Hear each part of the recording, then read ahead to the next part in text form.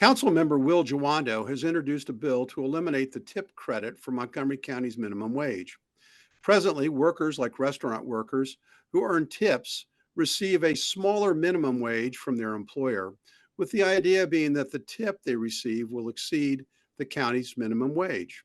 Laurie, proponents of the ordinance cite data from other jurisdictions that have eliminated the tip credit, suggesting that take home pay for service workers is higher and staff turnover is lower. But however, the restaurant trade group noted that a median tip worker in a full service restaurant makes approximately $28 per hour, while servers in cities that have eliminated the tip minimum wage often have statistically lower average tips.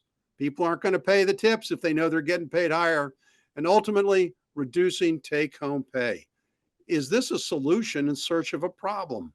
Exactly. And if it's not broke, why try to fix something that's not broken?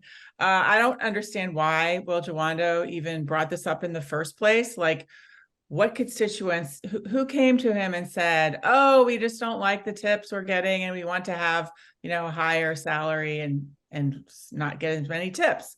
It just doesn't make sense to me why he's doing this. And if this passes, it'll just be another feather in the cap for the county council for being business unfriendly, because it seems like every year they put forward bills that businesses have to come forward and tell them how this is going to hurt their business. The Silver Diner owner came forward, and it's not easy for them to come forward because they're trying to be friends with the county council and trying to look like they're supporting everything. But then, so it's really brave for some people to come forward. And so I really my hat's off to the Silver Diner owner for coming forward, because he has businesses in DC which have changed the rules to a similar system that Will Jawando is trying to change it to. And he has had data to prove that they lost $7,000 in a month. And that's just in the beginning phases. When they phase the completely, it will be a $30,000 loss when he was before making a small profit. So, I mean, the profits are very thin for restaurant owners. And when you change something like this, it really just turns everything around, and it's just not, it doesn't make any sense. Well, not everybody tips well. I think that's part of the issue. And Cary, opponents of eliminating the tip credit have a caution that county restaurants will likely adopt an automatic service charge to offset the financial impact, a practice adopted by many restaurants in Washington after the tip credit was eliminated there. They also warn that restaurants may respond by eliminating servers altogether, moving to self-service and a counter mode, or relocating to nearby municipalities. I mean, my goodness, anytime you go up to a counter and you put your credit card in, you're being asked for a tip. So is this legislation wise, and is it necessary? Our county government has interjected itself in every industry there is. Rather than try to create new opportunities, new jobs, encouraging businesses to come in, they're trying to tell businesses how to run their businesses. That's not how it works. Okay. What did McDonald's do when they raised the minimum wage? They created kiosks. I can imagine restaurants today putting kiosks on our tables, so that we don't even need a waitress or waiter. I mean, it's absurd. I used to work in the restaurant industry when I was young, and I can tell you, the waitresses that were very personable, that were able to interact, I mean, they made good money. I mean, it's a social industry. When you start to put guidelines on how much the tip should be, or whether we should put service charges rather than tips, then it takes the personal interaction out of the dinner or the social gathering, and it doesn't take into account what the pandemic has done. The industry suffered significantly. Many have gone bankrupt, and now you're asking them to change the way they operate.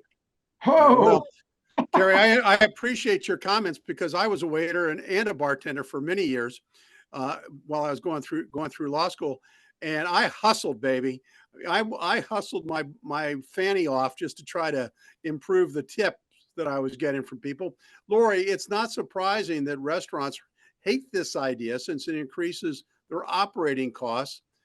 But even the Office of Legislative Oversight, which analyzes all of the bills for the county, said that this would have a net negative decline and may cause customers to reduce the amount of the tip. So who's being helped by this bill? Good question.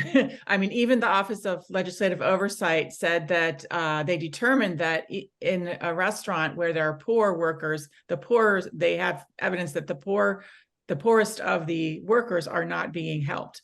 So if it's not helping poor people or anyone else, who is it helping? Well, you know what? I think maybe it's helping Europe and China and all the other countries that have a system similar to what Bill Jawando is trying to propose, because they make less when you look at their total salaries, and we're not like those other countries. We are an exceptional country, and we need to have, we don't have to be like them. We already have a system that works. And yeah, like you, Casey, I was a waitress, and I worked part-time when I was worked in the summers in college, and I earned more than if I had worked full-time at the minimum wage, by a lot more. So it's a great gig for young people, so they can do it while they're studying for college. It's just it's not maybe the best thing if that's all you do, and you living at home by yourself, or if you have a family and you're trying to support a family, it's not going to pay for the whole family, but it helps you when you're young. It's a great first job, and we don't need. So we got about 30 seconds. I'm sorry for cutting you off, Laurie. Cary, yeah. I'll give you the last word. It doesn't help anyone. In fact, it hurts our restaurant industry. They have enough. Yes. Their profit margins between 10 and 15%. You know, when you increase the cost burden on the business, and then you force them to create service charges, you're hurting the workers. Well, you're gonna have the last word, and we'll obviously see what the county council does when this comes up for a vote.